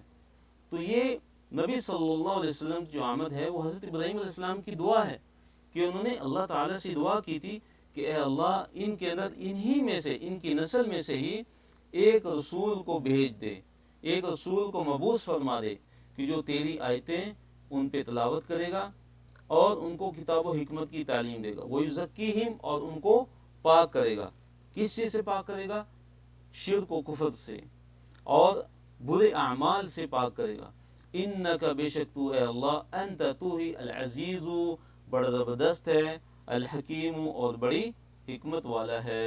اس کے بعد اللہ تعالیٰ نے فرمایا کہ وَمَن يَرْغَبُ عَن مِّلَّةِ إِبْرَاهِيمَ إِلَّا مَن سَفِهَ نَفْسَهُ، کہ دین ابراہیم سے بے رغبتی کرنے والا کون ہو سکتا ہے؟ صرف وہی ہو سکتا ہے کہ جو بڑا بیوقوف ہے۔ تو اللہ نے فرمایا کہ ومن اور کون، یرغب بے رغبتی اختیار کرے گا، ان ملت ابراہیم حضرت ابراہیم علیہ السلام کی ملت سے، الا مگر وہ، من جو، سفیہ جس نے بیوقوف بنا لیا، نفسہ اپنے نفس کو، یعنی جس نے اپنے نفس کو بیوقوف بنا لیا، وہی انسان ابراہیم علیہ السلام کی ملت سے بے رغبتی اختیار کر سکتا ہے۔ تو ابراہیم علیہ السلام کی ملت سے کیا مراد ہے؟ کہ ایک اللہ کی عبادت اور اپنے آپ کو مکمل طور پہ اللہ تعالیٰ کا تابع فرما بردار کر دینا، ایک اللہ تعالیٰ کی عبادت، خالص اللہ تعالیٰ کی عبادت کی جائے اور اپنے آپ کو اللہ تعالیٰ کے تابع فرما بردار کر دیے جائے۔ تو اس آیت کے اندر یہود و نصارہ اور مشرکین سب کے سب کی کیا ہے؟ تردید ہے کہ جو یہ دعویٰ کرتے تھے کہ نعوذ باللہ، یہودی کہتے تھے کہ حضرت ابراہیم علیہ السلام یہودی ہیں، عیسائی کہتے تھے کہ نعوذ باللہ حضرت ابراہیم علیہ السلام عیسائی تھے، اور مشرکین مکہ یہ دعویٰ کرتے تھے کہ نعوذ باللہ حضرت ابراہیم علیہ السلام ہمارے دین پہ تھے۔ تو اللہ تعالیٰ نے ان سب کا رد فرمایا اور فرمایا کہ جو ابراہیم علیہ السلام کی جو ملت تھی وہ کیا تھی؟ کہ ابراہیم علیہ السلام کی جو ملت تھی وہ تھی کہ صرف اکیلے وحدہ لا شریک اللہ تعالیٰ کی عبادت کی جائے اور اللہ تعالیٰ کے لیے فرما برداری، اس کے لیے خالص تابع فرما بردار ہوا جائے۔ تو یہ ہے ملت ابراہیم کہ جسے اختیار کرنے کا اللہ تعالیٰ نے ہمیں حکم دیا ہے۔ تو اللہ تعالیٰ نے ساتھ فرمایا، ابراہیم علیہ السلام کی تعریف بیان فرمائی کہ وَلَقَدِ اصْطَفَيْنَاهُ فِي الدُّنْيَا، اور یقیناً ہم نے اس کو چن لیا تھا فی دنیا میں، یعنی ابراہیم علیہ السلام کو اللہ تعالیٰ نے دنیا کے اندر چن لیا تھا، وہ چنے ہوئے انبیاء میں سے تھے، لوگوں میں سے تھے۔ وَإِنَّهُ اور یقیناً وہ فی الآخرۃ آخرت میں ہیں، لمن الصالحین صالحین میں سے۔ دنیا میں اللہ تعالیٰ نے ان کو چنا اور آخرت میں وہ کیا تھے؟ صالحین میں سے تھے۔ اذ قال له ربه اسلم، جب کہا، اور یہ وہ وقت بھی یاد کرو کہ جب کہا کس کو؟ لہو اس کو، یعنی ابراہیم علیہ السلام کو، ربہ ان کے رب نے، اسلم تابع فرما بردار ہو جاؤ، تو قال ابراہیم علیہ السلام نے کہا اسلمت میں تابع فرما بردار ہو گیا، لرب العالمین رب العالمین کا، اس رب کے لیے میں تابع فرما بردار ہو گیا جو تمام جہان والوں کا کیا ہے؟ رب ہے، جو تمام جہان والوں کا کیا ہے؟ رب ہے، میں اس کے تابع فرما بردار ہو گیا۔ تو ابراہیم علیہ السلام صالح اور اطاعت گزار۔ آیت نمبر 132 ہے، اس میں اللہ رب العالمین نے ارشاد فرمایا کہ وَوَصَّى بِهَا، اور وصیت کی، بِهَا اسی چیز کی، کس چیز کی؟ کہ اللہ تعالیٰ کے لیے اپنے آپ کو سر تسلیم خم کر دینا ہے۔ ابراہیم علیہ السلام نے، بنی ہی اپنے بیٹوں کو، وہ یعقوب اور یعقوب علیہ السلام نے بھی، یعنی ابراہیم علیہ السلام نے اور یعقوب علیہ السلام نے بھی اپنے بیٹوں کو یہی تلقین کی، یہی وصیت کی، یہی حکم جاری کیا کہ اللہ تعالیٰ کے لیے تم نے تابع فرمانبردار ہو جانا ہے۔ اور انہوں نے اپنے بیٹوں سے کیا فرمایا تھا کہ یا بنیا، اے میرے بیٹو، ان اللہ کے بے شک اللہ تعالیٰ نے استفا چن لیا تمہارے لیے، لکم تمہارے لیے، الدین دین کو، فلا تموتن پس ہرگز تمہیں موت نہ آئے، الا مگر وانتم اور تم ہو مسلمون تابع فرمانبردار۔ تو انہوں نے اپنے بیٹوں کو کیا فرمایا تھا؟ حضرت ابراہیم علیہ السلام نے اور حضرت یعقوب علیہ السلام نے اپنے بیٹوں کو یہ نصیحت کی تھی، یہ وصیت فرمائی تھی کہ اے میرے بیٹو، یہ بات یاد رکھو کہ اللہ تعالیٰ نے تمہارے لیے دین کو چن لیا ہے، بس تم ہرگز تم مت مرو مگر تم اسلام کی حالت میں مرو۔ تمہیں موت اس حالت میں آنی چاہیے کہ تم مسلم ہو، تم اللہ تعالیٰ کے اطاعت فرمانبردار ہو۔ تو موت کے وقت تو انسان کا اختیار نہیں ہوتا، تو یہ کیسے ہو سکتا ہے؟ یہ تبھی ہو سکتا ہے کہ ایک انسان اپنی زندگی کے اندر اللہ تعالیٰ سے ڈرنے والا ہو، اللہ تعالیٰ کا تقوی اختیار کرنے والا ہو، اور اس کے اعمال نبی صلی اللہ علیہ وسلم کی سنت کے مطابق ہوں۔ تو یہ تبھی ہو سکتا ہے کہ جب وہ اپنی زندگی کی حالت میں، جب وہ اسلام پہ قائم رہے گا، جب وہ ایمان پہ ثابت قدم رہے گا، تو موت کے وقت بھی انشاءاللہ اللہ تعالیٰ اس کو توفیق عطا فرمائے گا۔ اس کے بعد اللہ تعالیٰ نے یہود کو یہ تنبیہ کی ہے اور ان کا رد کیا ہے کہ یہود و نصارہ اور اسی طرح مشرکین مکہ میں سے ہر کوئی یہ دعویٰ کرتا تھا کہ ابراہیم علیہ السلام اور اسی طرح جو یعقوب علیہ السلام ہے، ہر ایک یہ دعویٰ کرتا تھا کہ یہ سب ہمارے دین پہ تھے۔ تو اللہ نے فرمایا ام کنتم، یا تم تھے، شہداء کیا تم حاضر تھے، کیا تم موجود تھے، اذ جب حضر جب پیش ہے یعقوب علیہ السلام کو الموت موت۔ تو اللہ نے یہ سوال کیا کہ کیا تم موجود تھے کہ جب حضرت یعقوب علیہ السلام کو موت آئی؟ کیا تم اس وقت موجود تھے؟ اذ قال لبنیہ، جب انہوں نے کہا اپنے بیٹوں کو، ما تعبدون من بعدی، کہ اے میرے بیٹو تم میرے بعد کس چیز کی عبادت کرو گے؟ تو قالو، انہوں نے کہا، یعقوب علیہ السلام کے بیٹوں نے کیا فرمایا تھا کہ نعبد الہک، کہ ہم آپ کے الہ، آپ کے معبود کی عبادت کریں گے، وہ الہ آبائک، اور آپ کے باپ دادا کے الہ یعنی معبود کی عبادت کریں گے۔ آپ کے باپ دادا یعنی ابراہیم علیہ السلام و اسماعیل علیہ السلام و اسحاق اور اسحاق علیہ السلام، الہا واحدہ، جو ایک الہ ہے، جو ایک ہی معبود ہے۔ تو دیکھیے قرآن کے اندر کیسے اللہ رب العالمین کی توحید کا بیان ہے کہ یعقوب علیہ السلام اپنی وفات کے وقت اپنے بیٹوں کو کیا نصیحت کر رہے ہیں اور کیا سوال کر رہے ہیں کہ اے میرے بیٹو تم میرے بعد کس کی تم عبادت کرو گے؟ تو بیٹوں نے کیا جواب دیا کہ ہم آپ کے الہ کی، آپ کے معبود کی عبادت کریں گے، اور آپ کے آباء و اجداد، آپ کے باپ دادا इब्राहीम और इस्माइल और इसहाक अलैहिमुस्सलाम के इला और माबूद की हम इबादत करेंगे जो एक ही माबूद है, जो दो नहीं है, जो तीन नहीं है, जो ज़्यादा नहीं, बल्कि एक ही माबूद है। और साथ में वनहनु लहू मुस्लिमून, और हम उसी के लिए यानी उसके लिए अल्लाह ताला ही के लिए मुस्लिमून हैं, यानी इताअत फरमाबरदार हैं, हम उसकी ही इताअत करने वाले हैं। हमने अपने आप को अल्लाह ताला के सामने सर तस्लीम हम कर दिया है। इसके बाद अगली आयत है, इसमें अल्लाह ताला ने फरमाया कि तिल का उम्मतुन, ये एक उम्मत थी, कद खलत, जो गुजर चुकी, लहा मा कसबत, उसके लिए वो है जो उसने कमाया, वलकुम, और तुम्हारे लिए मा कसबतुम, वो है कि जो तुमने कमाया। यानी ये एक उम्मत है जो गुजर चुकी है। अब तुम इन अम्बिया की तरफ इंतिसाब करते हो, अपनी निस्बत करते हो, और ये फ़ख्र महसूस करते हो कि तुम बख्श दिए जाओगे, ये बुजुर्ग तुम्हें बख्शवा देंगे, ये अल्लाह के अम्बिया तुम्हें बख्शवा देंगे। ऐसा नहीं है, बल्कि ये उम्मत है जो गुजर चुकी है, और उनके लिए वो है जो उन्होंने कमाया, और तुम्हारे लिए वो है जो तुमने कमाया। तो असल में जो जवाबदेही है वो आमाल की बुनियाद पे होगी। तुम्हारे जैसे आमाल होंगे, ऐसा ही तुम्हें बदला मिलेगा। वला तुसअलूना, और ना तुमसे सवाल किया जाएगा, अम्मा, उस बारे में जो कानू थे वो या अमलून, अमल करते। यानी तुमसे बिल्कुल सवाल नहीं होगा जो वो अमल करते थे। उनके अमल कैसे थे, वो कैसे अमल करते थे, तुमसे उनके अमाल के बारे में बिल्कुल भी सवाल होने वाला नहीं है, बल्कि तुम अपने अमाल की फिक्र करो और तुमसे अपने अमाल के बारे में सवाल होगा। इसके बाद हमारा आखिरी सफ़ा आज का, इसकी तरफ हम आते हैं।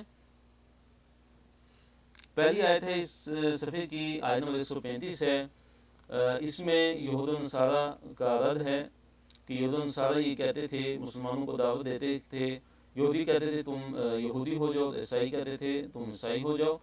तो अल्लाह ताला ने हुक्म दिया कि नहीं, बल्कि मिल्लत इब्राहीम की पैरवी करनी है, कि जो हनीफ थे, जो हर तरफ से माइल होके अल्लाह ताला की तरफ पलटने वाले थे, अल्लाह ताला की तरफ माइल होने वाले थे, और ना ही वो मुशरिकीन में से थे। तो उन्होंने फरमाया वक़ालू, और उन्होंने कहा, कूनू, हो जाओ, हूदन, यहूदी, और नसारा, या नसारा, तहतदू, तो तुम हिदायत पा जाओगे।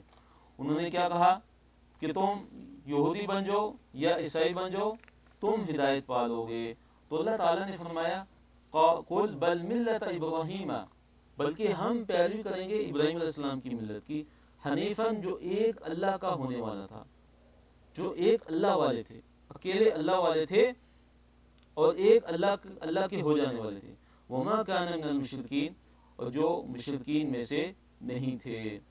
तो देखिए, जो अहले किताब थे मुसलमानों को यहूदियत और नसरानियत की दावत देते थे। हज़रत अब्दुल्लाह बिन अब्बास रज़ियल्लाहु ताला अन्हु से रिवायत है कि एक यहूदी था जिसका नाम था अब्दुल्लाह बिन सूरिया। तो उसने नबी सल्लल्लाहु अलैहि वसल्लम से क्या कहा, उसने कहा कि हिदायत सिर्फ वो है कि जिस पर हम हैं, तो इसलिए आप हमारी पैरवी करें तो हिदायत पा जाएंगे। और इसी तरह नसरानियों ने भी यही कहा, तो इस पर अल्लाह ताला ने ये आयत उतारी। और साथ इससे ये हमें पता चलता है कि ए मुशरिकीन मक्का, ए यहूद नसारा, तुम हिदायत पर होने का दावा कैसे करते हो जबकि तुम मिल्लत इब्राहीम से कोसों दूर हो, तुम मिल्लत इब्राहीम से बहुत ज़्यादा दूर हो। तुम्हारा और मिल्लत इब्राहीम के दरमियान ज़मीन और आसमान का फ़र्क है। मिल्लत इब्राहीम क्या है कि खालिस अल्लाह ताला की इबादत की जाए, और तुम्हारे अंदर क्या है, तुम्हारे अकायद के अंदर कितना कुफर है, कितना शिर्क है। तो तुम्हारा मिल्लत इब्राहीम से दूर का भी ताल्लुक़ नहीं है। तो इसी तरह जो दीन मुहम्मदी सल्लल्लाहु अलैहि वसल्लम है वो भी मिल्लत इब्राहीम ही है, उसके अंदर भी इब्राहीम अलैहिस्सलाम की मिल्लत की इत्तिबा है। अल्लाह ने फरमाया, क़ूलू, ए नबी सल्लल्लाहु अलैहि वसल्लम आप फरमा दीजिए, आमन्ना बिल्लाहि, हम ईमान ले आए अल्लाह ताला पर, वमा उन्ज़िला इलैना, और जो नाजिल किया गया हमारी तरफ, वमा उन्ज़िला, और जो नाजिल किया गया इला इब्राहीम, इब्राहीम अलैहिस्सलाम की तरफ, यानी हम उस पर भी मान लाए जो इब्राहीम अलैहिस्सलाम पे नाजिल हुआ, व इस्माईल, और जो इस्माईल अलैहिस्सलाम की तरफ जो नाजिल हुआ, इसहाक, जो इसहाक अलैहिस्सलाम की तरफ, व याकूब, और जो याकूब अलैहिस्सलाम की तरफ, वल असबाती, और असबात से क्या मुराद है, याकूब अलैहिस्सलाम کی اولاد جو ان کی جو 12 بیٹے تھے، جو 12 قبیلے تھے، ان کے اندر جو انبیاء تھے ان کی اولاد کے اندر، تو وہ انبیاء مراد ہیں کہ ان انبیاء کی طرف بھی جو نازل ہوا ہم اس پر بھی ایمان لاتے ہیں۔ وما اوتیا، اور جو دیے گئے موسیٰ علیہ السلام، و عیسیٰ، اور عیسیٰ علیہ السلام، یعنی موسیٰ علیہ السلام کو اللہ تعالیٰ نے تورات عطا فرمائی اور عیسیٰ علیہ السلام کو اللہ تعالیٰ نے انجیل عطا فرمائی۔ وما اوتی النبیون، اور جو بھی عطا کیے گئے النبیون، نبی، من ربہم، ان کے رب کی طرف سے، لا نفرق بین احد منہم، ہم نہیں تفریق کرتے کسی ایک کے درمیان بھی، منہم، ان میں سے، یعنی ہم فرق نہیں کرتے کسی ایک نبی کے درمیان بھی۔ وَنَحْنُ لَهُ مُسْلِمُونَ، اور ہم اس کے لیے مسلمون یعنی مطیع ہیں اور فرمانبردار ہیں، فرمانبرداری کرنے والے ہیں، یعنی اللہ تعالیٰ کے لیے۔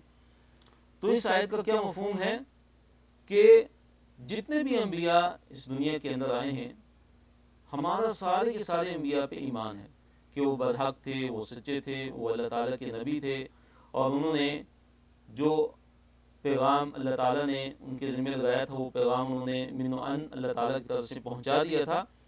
ہم کسی ایک کا بھی انکار نہیں کرتے، ہم سارے کے سارے انبیاء اور جتنی بھی کتابیں انبیاء کی طرف نازل ہوئیں، ہم مجملاً اجمالاً جن کا ہمیں علم نہیں ہے، ہم ایمان لاتے ہیں کہ جو بھی اللہ نے انبیاء بھیجے ہم ان پر ایمان لاتے ہیں، جو رسول بھیجا ہم ان پر ایمان لاتے ہیں، جو بھی اللہ تعالیٰ نے نازل کیا رسول اور انبیاء کی طرف، سب پہ ہم ایمان لاتے ہیں۔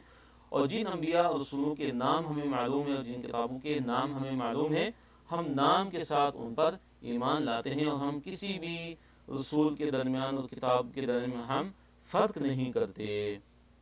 یہ اسلام کا بنیادی عقیدہ ہے، الایمان بالرسل، کہ سارے کے سارے انبیاء اور رسولوں پر ایمان لایا جائے، الایمان بالکتب، ساری کی ساری کتابوں پر ایمان لایا جائے۔ پھر اللہ نے فرمایا کہ فَإِنْ آمَنُوا،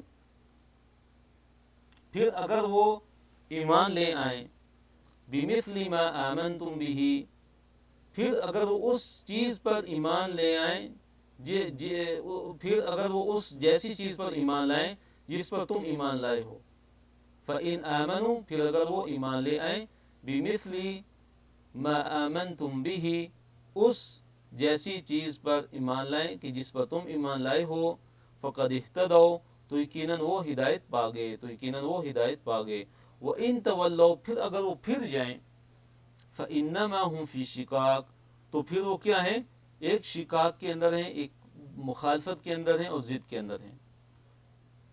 فَسَيَكْفِيكَهُمُ اللَّهُ، اور اس کے بعد اللہ تعالیٰ نے فرمایا کہ عنقریب جو ہے اللہ تعالیٰ آپ کو ان کی طرف سے کافی ہو جائے گا، یعنی جو مشرکین ہیں، جو یہود و نصارہ ہیں، اللہ تعالیٰ ان کی طرف سے ان کے مقابلے میں اللہ تعالیٰ آپ کو بالکل کافی ہو جائے گا۔ وَهُوَ السَّمِيعُ الْعَلِيمُ، اور وہ اللہ تعالیٰ سننے والا ہے اور العلیم اور جاننے والا ہے۔ تو اللہ نے فرمایا کہ ایمان لائیں تو ہدایت یافتہ ہوں گے۔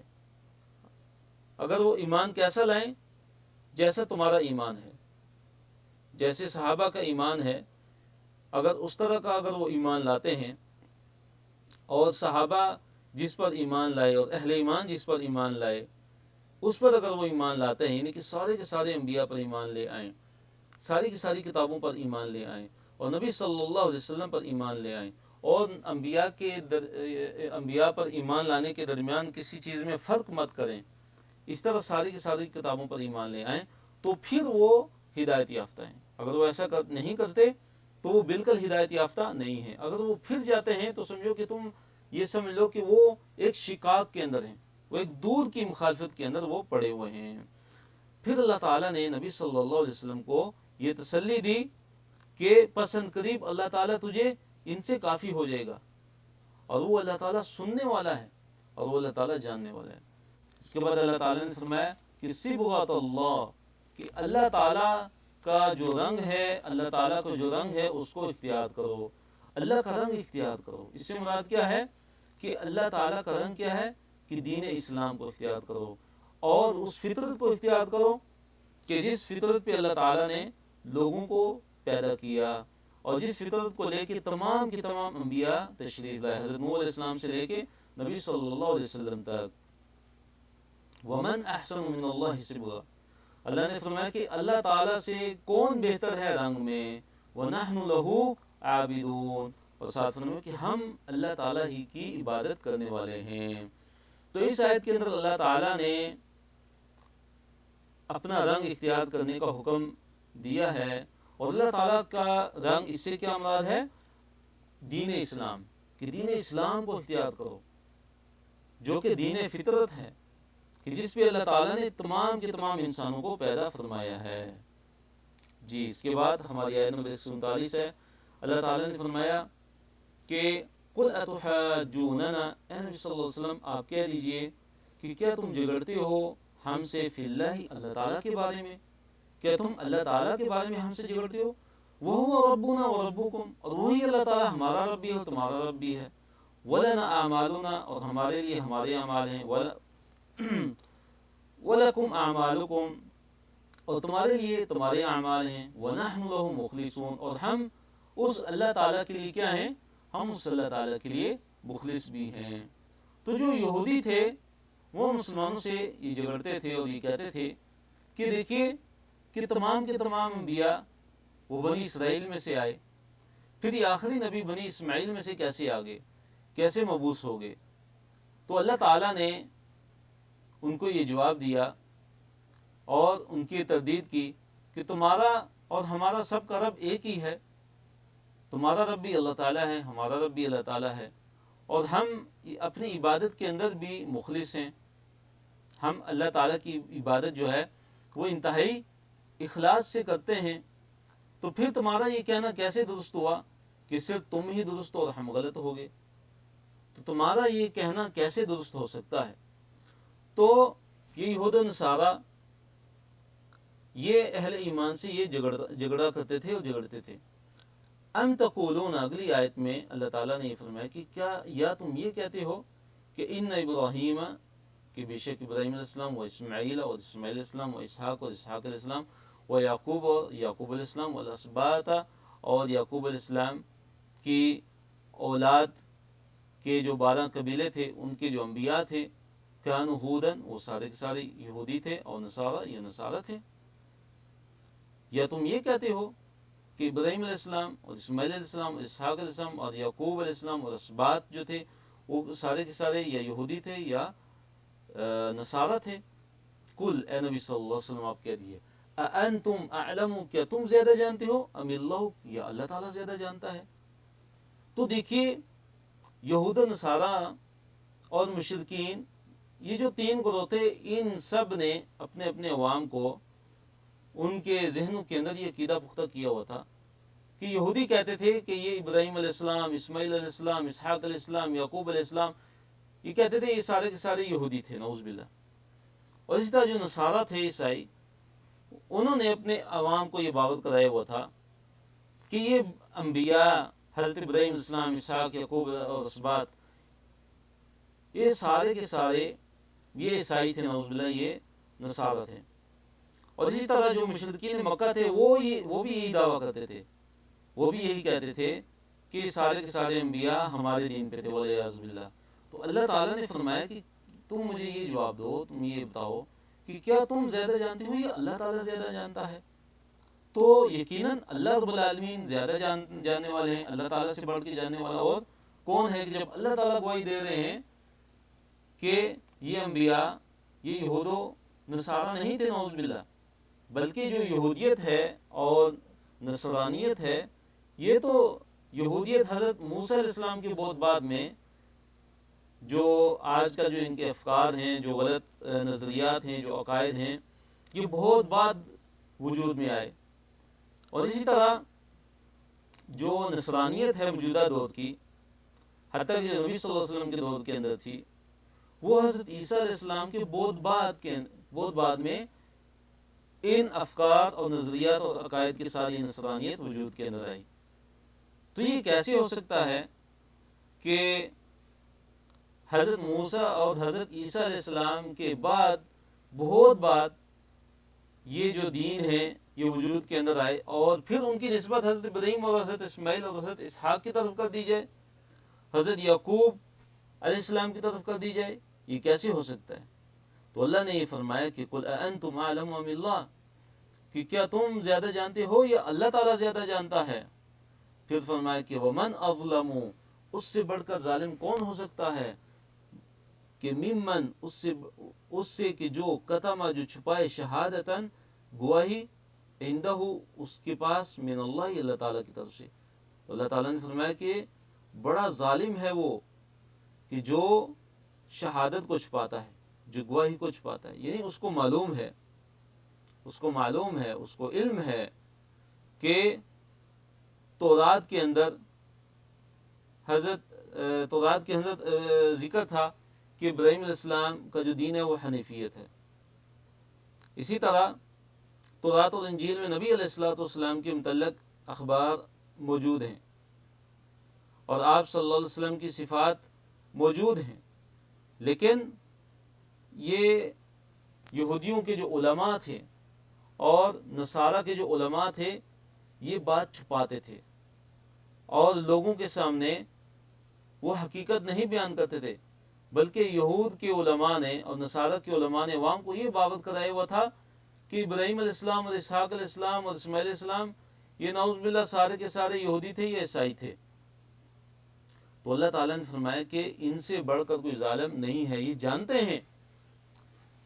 ہیں، ان کو علم ہے کہ حضرت ابراہیم علیہ السلام، حضرت اسماعیل علیہ السلام، اسحاق علیہ السلام، یعقوب علیہ السلام، یہ سارے کے سارے یہ یہودی یا نصرانی نہیں تھے، یہ نصارہ نہیں تھے، نعوذ باللہ، ان کو علم ہے، لیکن یہ جو شہادت ہے یہ چھپاتے ہیں۔ تو اللہ نے فرمایا کہ ان سے بڑھ کر ظالم اور کون ہوگا، اور ساتھ فرمایا اللہ تعالیٰ نے وَمَا اللَّهُ بِغَافِلٍ عَمَّا تَعْمَلُونَ، کہ اللہ تعالیٰ ہرگز غافل نہیں ہے جو تم عمل کرتے ہو، تمہارے اعمال اللہ تعالیٰ کی نظر میں ہیں، تمہارا ایک ایک عمل اللہ تعالیٰ دیکھ رہا ہے۔ اس کے بعد ہماری آج کی آخری آیت ہے، اس میں اللہ نے فرمایا کہ تِلْكَ أُمَّةٌ، یہ ایک امت قد خلت جو گزر چکی ہے، لَهَا مَا كَسَبَتْ، اس کے لیے ہے جو کمایا اس نے، وَلَكُمْ، اور تمہارے لیے ہے، ما جو کسبتم، تم نے کمایا، یعنی تمہارے اعمال تمہارے لیے، ان کے اعمال ان کے لیے، وَلَا تُسْأَلُونَ، تم نہیں سوال کیے جاؤ گے، تم سے نہیں پوچھا جائے گا، عَمَّا كَانُوا يَعْمَلُونَ، جو وہ عمل کرتے تھے، بلکہ تم سے کس چیز کا سوال ہوگا؟ تمہارے اپنے بارے میں سوال ہوگا۔ تو الحمدللہ آج کا ہمارا یہ لیسن جو ہے یہاں پہ ختم ہوتا ہے۔ الحمدللہ اللہ تعالیٰ سے دعا ہے کہ اللہ تعالیٰ ہم نے جو کہا اور جو بیان فرمایا، اللہ تعالیٰ اس پہ ہمیں عمل کرنے کی توفیق عطا فرمائے، اور اس میں جو بات صحیح ہے وہ اللہ تعالیٰ کی طرف سے، اللہ تعالیٰ کی توفیق سے ہے، اور اگر اس میں جو بات غلط ہے وہ شیطان کی طرف سے ہے، وہ میری طرف سے ہے، اللہ تعالیٰ اس پہ میری معافی فرمائے۔ وآخر دعوانا الحمدللہ رب العالمین۔